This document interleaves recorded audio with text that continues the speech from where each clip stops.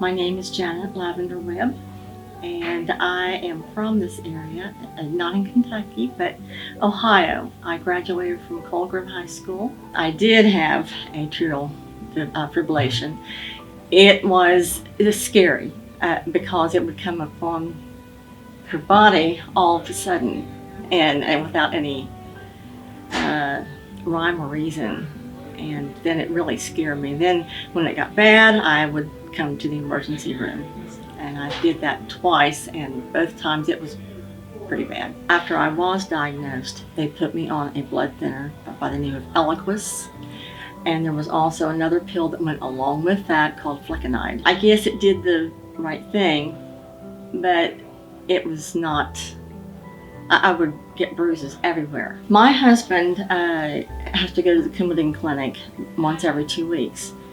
And they had some Watchman literature out there, and I read it, and I called Dr. Singh and asked about it, and he said, well, I can get you in to see Dr. Krishnan. Atrial fibrillation is a condition that affects millions of Americans, probably people that you know, and it is a very common condition, and unfortunately it predisposes people, once they have it, to having strokes. So they need to take blood thinners. There's alternatives now on the market for patients who have atrial fibrillation who don't want to take blood thinners for the rest of their life. One of those alternatives is this device, which is called the Watchman device. And this is what it actually looks like. It's a piece of metal with mesh over it. It goes in through the leg, and it's implanted in the heart.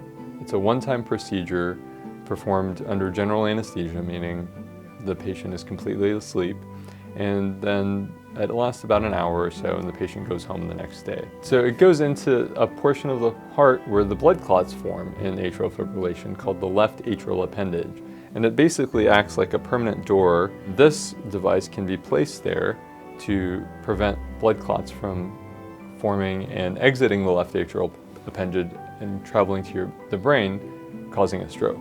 Once they get this implant placed, it protects patients from strokes, and then they don't have to take blood thinners for the rest of their life.